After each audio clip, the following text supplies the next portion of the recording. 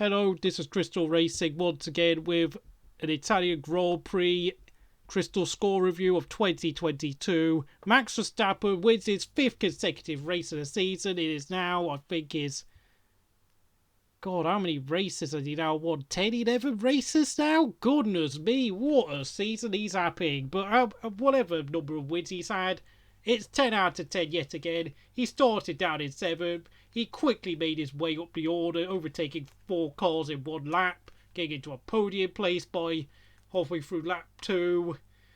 Then he caught Russell down a straight a few laps later. Then he just simply had too much pace during really the rest of the race, really. And even with Ferrari attempting the alternate strategy with Charles Leclerc, who will get 9 out of 10 by my rankings, it just, Max and Red Bull are literally the cheat code.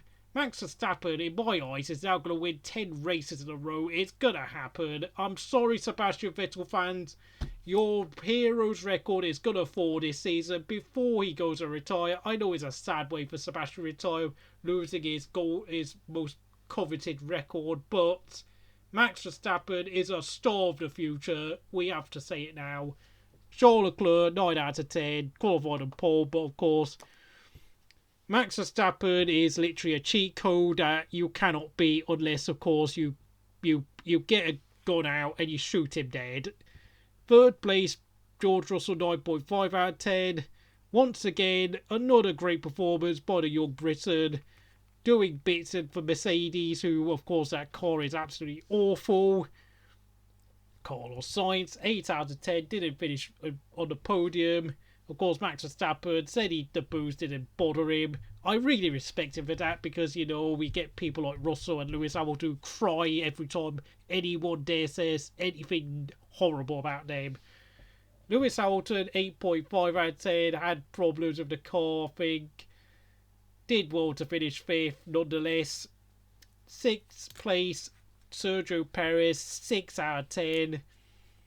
I honestly feel like I should be giving him 5 out of 10, but it's probably a bit too harsh, but I think some other people would give him 5 out of 10 because that was an awful performance this weekend. Just nowhere near good enough. Just absolutely awful. But of course, when Kimi Raikkonen performed like that for Ferrari, I literally gave him 6 out of 10, so I have to follow the same formula because, me being lenient towards Kimi in the past means that I have to give number 2 drivers who at least finish in the top 6, but the last of the top 6 out of 10. 7th place, Lando Norris, 8.5 out of 10. Once again, the best of the midfield. 9 out of 10 for Gasly, once again, recovering from his bad start to the season, putting Tsunoda in his place. And then, of course, driver of the day and the new rookie on the grid, Nick De Vries, standing in for Alex Albon, who, of course, had to go into surgery for appendicitis and had a problem with his lungs, surprisingly enough. But Nick De Vries, the only problem he had was his arms almost falling off towards the end of the race, but hung on for 9th place after Alonso's retirement. 10 out of 10, an outstanding performance. And completely exposed Latifi for the literal pile of rubbish he is. Congratulations, Nick. And of course, recent news that came out from Williams this week. Latifi will not be continuing with Williams for 2023. Thank goodness. I mean, that is surely going to be the end of Latifi's F1 career. It's just not good. He just simply is nowhere near good enough. And considering that could well be the only time Nick De Vries ever races in F1, under such huge pressure knowing that this is his only chance to impress, he delivered big time. The Formula E champion delivered fantastically well. Gotta say congratulations. Holland, you have got some brilliant racing drivers coming out of your country now. You should be very, very, very, very... You should realise how lucky you are to have so much talent coming out from your nation. And amazingly, Nick De Vries is actually 2.5 years older than Max. So, goodness me, you've got a bright future ahead of you.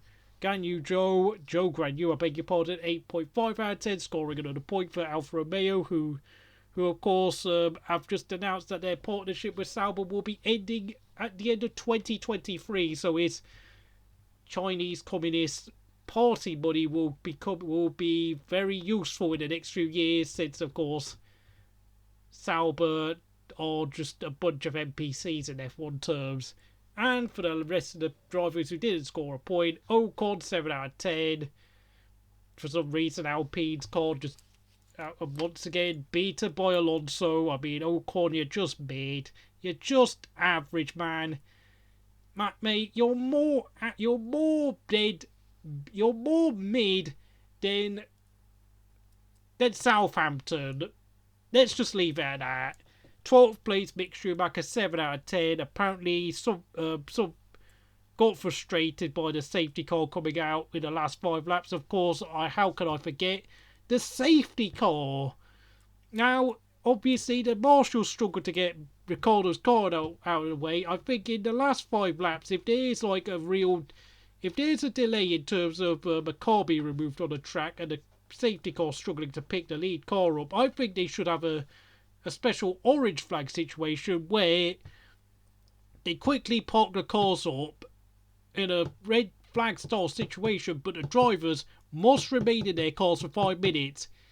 If during those 5 minutes are up and the car on the track cannot be removed, then the cars must return back on track. Anywhere between 5 to 10 minutes. If those 5 to 10 minutes are up, with the drivers remaining in their seats, they're not allowed to come out for a toilet break, the tyres are not allowed to be changed. They must return to the track 10 minutes maximum. Because, of course, finishing the race under the safety car was very disappointing, I have to say. I've got to say it was. Yes, the FIA did indeed follow their regulations as written on paper. That was not a satisfying finish as a spectator. We could have done with a 10-minute quick orange flag. You know, basically a red flag, but with the car standing still in the pit lane for 10 minutes. We could have done with that, to be honest. But of course, the FIA really need to start coming up with some new ideas. 13th place, Valtteri Bottas, 6 out of 10. I think he had a problem towards the end of the race, but he got outpaced by Joe, so 6 out of 10 for Tsunoda, who is nearing a disqualification now. Nicholas Latifi, disqualified. I don't need to explain why he's disqualified. This race just pretty much proves why he's disqualified. And of course, he has lost his seat at Williams for 2023. Nice guy, very likeable guy, but he is only there because his dad is a billionaire. 16th place, Kevin Magnussen, 5 out of 10. Apparently collided with Bottas at the start of the race. Seriously, Kevin, you have got to stop getting involved in these stupid incidents at the start of the race. I don't know what to say now. Then, of course, the first retirees. Of course, the last Daniel Ricciardo stopped out on track. 8 out of 10. Looked like he was going to score points. Lance Stroll, 7 out of 10. Engine failed. Aston Martin qualified, had the 2 slowest cars in qualifying. Fernando Alonso was running in the points, 9 out of 10. Very unlucky to break down late on in the race, halfway through the race. He was outpacing Ocon yet again. And of course, Sebastian Vettel, 7 out of 10. Nothing he could do. Car is awful. Aston Martin, you're a joke. Although for some weird reason, I get the feeling Fernando Alonso might do well at Aston Martin. I don't know why. For some reason, you know, we have this narrative that Fernando Alonso keeps choosing the wrong teams at the wrong times. Well, for all we know, he might have finally chosen the correct team at the right time. But I'm just going to end the video there. Goodbye.